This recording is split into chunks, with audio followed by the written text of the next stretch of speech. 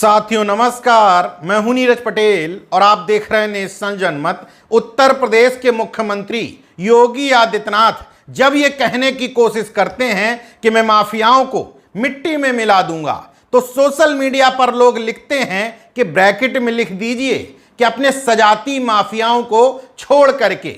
वैसे ही योगी जी ने एक बार फिर से अपने पुराने आदेश को दोहराया कि मंत्री, नेता और अधिकारी अनाधिकृत रूप से अगर हूटर और लाल नीली बत्ती का प्रयोग कर रहे हैं तो उसको हटवा दो।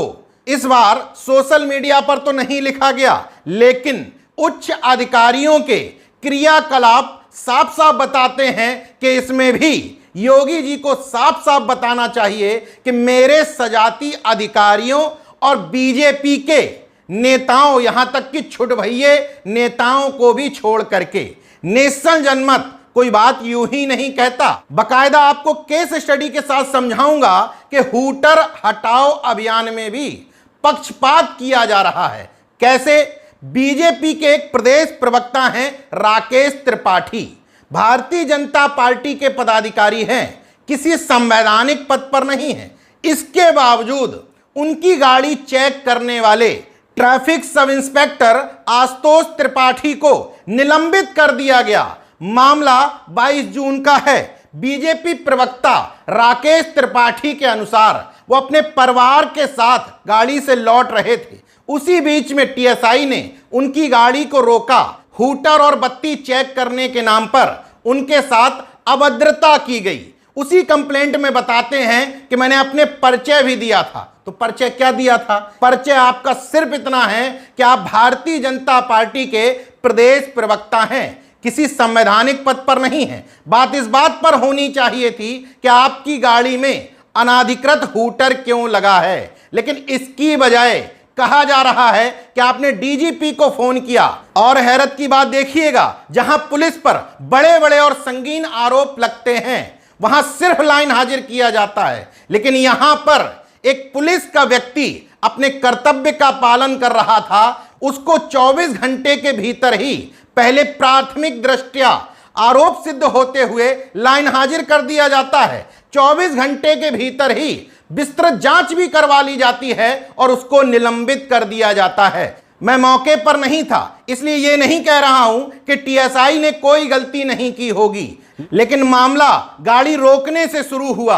और गाड़ी क्यों रोकी गई? क्योंकि उस पर अनाधिकृत हूटर लगा हुआ था। उस हूटर का चालान हुआ या नहीं, ये कोई नहीं बता रहा, लेकिन आनन फानन में टीएसआई को निपटा दिया गया क्योंकि मामला सत्ता पक्ष से जुड़ा हुआ था। यह मामला न सिर्फ पुलिस के उच्चाधिकारियों के दोहरे रवैये, बल्कि गोदी मीडिया के दोगले चरित्र को भी उजागर करता है। अन्य मामलों में पुलिस को शाबाशी दे रहे थे नीली बत्ती और हूटर हटाने पर, लेकिन जहां बीजेपी प्रवक्ता की बात आ गई उसमें भी जाति का एंगल और मित्रता की बात आ गई। वहां तमाम गोदी मीडिया की खबरों की हेडिंग देखिए, पहले ही टीएसआई को दोषी साबित कर दिया गया।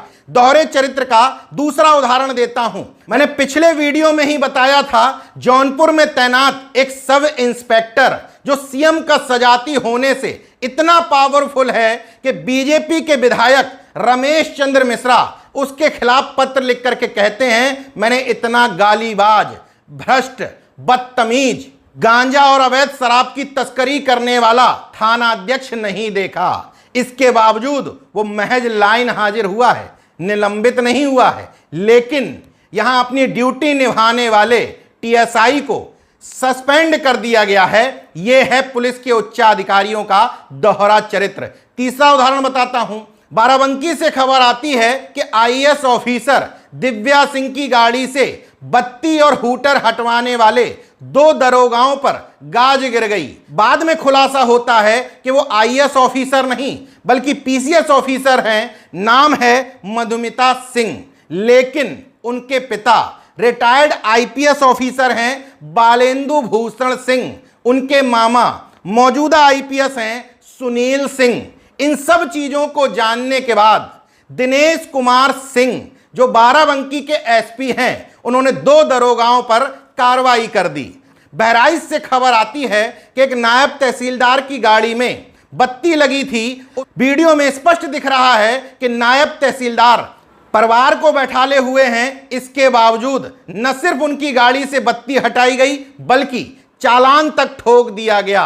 राजस्व संघ ने इस मामले में एसपी से डीएम से कंप्लेंट की।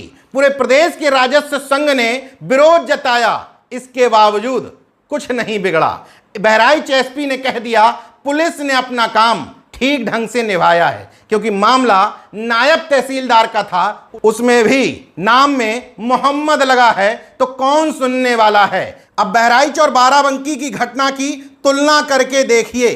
प्रशासन ने बड़ी खूबसूरती के साथ छुपाने की कोशिश की कि मधुमिता सिंह उस गाड़ी में नहीं थी, लेकिन गाड़ी प्राइवेट थी, मतलब प्राइवेट गाड़ी में गलत तरीके से हूटर और बत्ती लगी हुई थी। दूसरी घटना में अधिकारी नायब तहसीलदार था, लेकिन गाड़ी में मौजूद भी था, परिवार भी था, लेकिन उसके साथ अभद्रता की जाती है, चालान भी काट दिया जाता है। इस घटना में कुछ नहीं होता है। बहराइच की घटना में कुछ होना भी नहीं चाहिए था, लेकिन बाराबंकी की घटना में भी कुछ नहीं होना चाहिए। अगर एसडीएम पद पर बैठे हुए किसी शख्स का सम्मान है तो क्या नायब तहसीलदार का कोई सम्मान नहीं है? बाराबंकी की घटना में तर्क दिया गया कि पुलिस कर्मियों ने वीडियो बनाकर के वायरल किया, इसलिए उन पर कार्रवाई हुई। तो बहराइच की घटना में क्या हुआ था? वीडियो सबके सामने है, नायब तहसीलदार खुद अपना पद बता रहे हैं, परिवार बैठा हुआ दिख रहा है, लेकिन दोनों में एक मूल अंतर है, वो आप समझ लीजिए।